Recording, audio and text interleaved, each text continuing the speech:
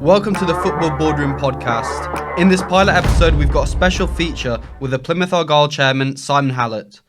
We're your hosts. I'm Freddie March. And I'm Luke Wasilenko.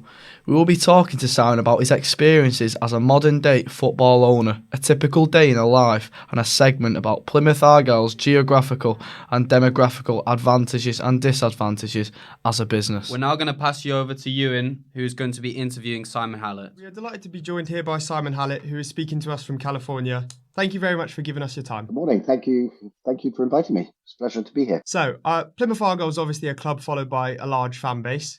Is that one of the main reasons that you decided to purchase the club? No, not at all. The reason I decided to purchase the club was after I'd been a shareholder for about 4 years and I gradually ended up in control. But my original intention when I became a minority shareholder was simply to be a small shareholder and on the board of the club that I supported. I've been an Argyle fan since I was a kid. That's good to hear, because it's always brilliant. People always want a fan in charge of their club because he always gives the best out of the club. So currently Argyle are top of League One. They're flying high. In terms of recruitment, how much of a say do you have in that? Or do you just leave that down to more of the other people in charge? I leave it down to the other people in charge. It raises an interesting issue, though. Argyle is not governed in the same way as football clubs traditionally have been governed. Traditionally, the guy and it's always, of course, a guy, who has the most shares is the chairman, and the chairman is effectively the executive chairman running the club. And historically, a lot of clubs didn't even have chief executives. Argyle is run much more like a listed company or a regular company. We have a board of directors who set strategy. I'm the chair of that board of directors. We set the overall strategy. We get updates from our chief executive, but the chief executive is the one who formulates the plan for implementing the strategy and actually making sure it happens.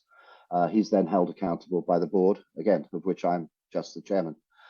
So when it comes specifically to the football side of things and recruitment in particular, the only thing that I have said is that Argyle is to get better at using data and to get better at effectively decision making.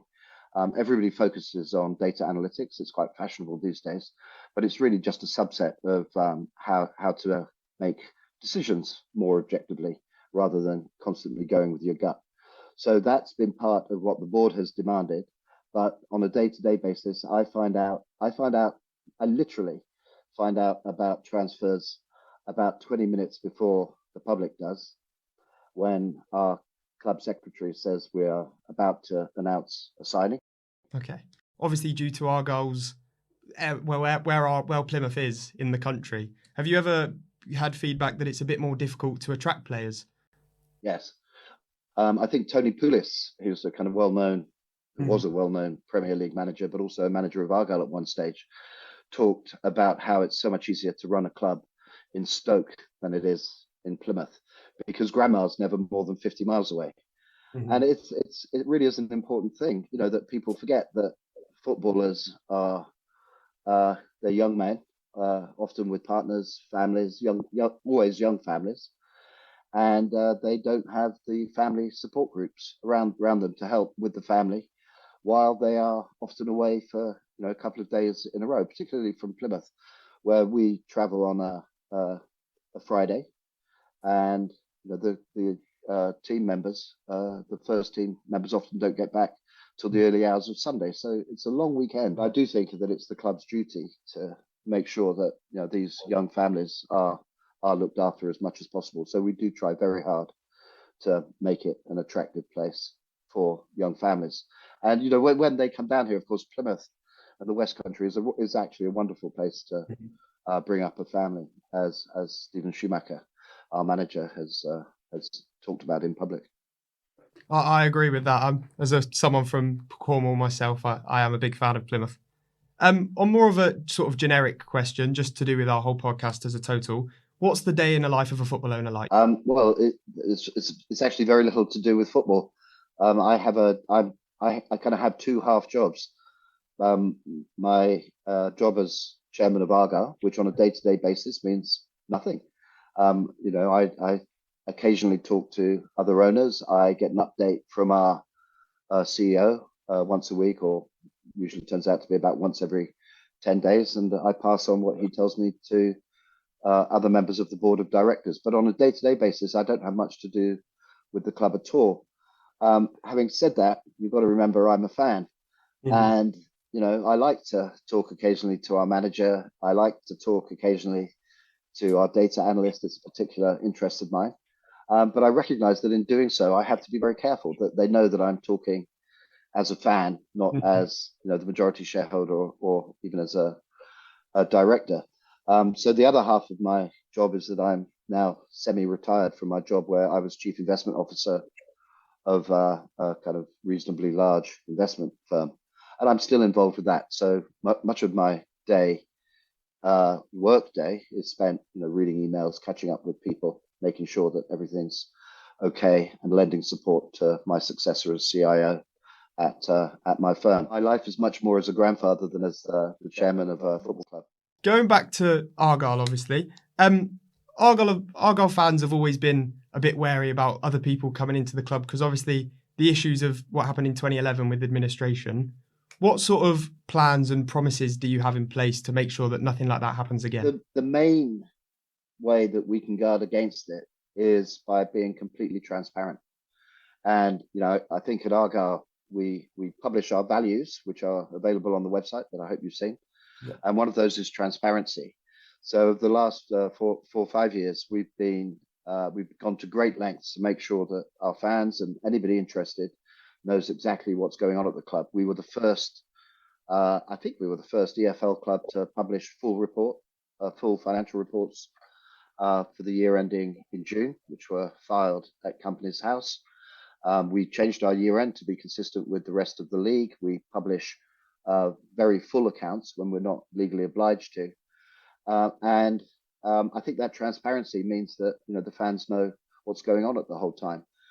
When it comes to new shareholders, we've recently announced that we have a 20% shareholder called Argyle Green, which is a partnership of a bunch of wealthy, almost entirely Americans, not entirely, but mostly Americans. It's impossible to know when you get a new shareholder or when you employ somebody, for example, about their character. You can do due diligence, you can do deep searches, you can hire private investigators, you can do everything you can, but you never know enough. So what we've done in the case of Argyle Green is limit, which is the name of this partnership, is limit their holding in Argyle to 20%. At 20%, they get 2 seats on the board. We get to know them. We get to know their characters, not just their public faces. And I think as the years go by, they will probably end up with a greater shareholding, but only if we like what we see. So I think trust is the key issue, and the trust of the fans is earned by being transparent, and the trust between shareholders is earned, I think, over time. Yeah, as an Argyle fan, I think I speak for all when you say that you've got our trust, and you've obviously pushed the club into a better position now, and obviously, hopefully, that can take us into the Championship. So, thank you very much.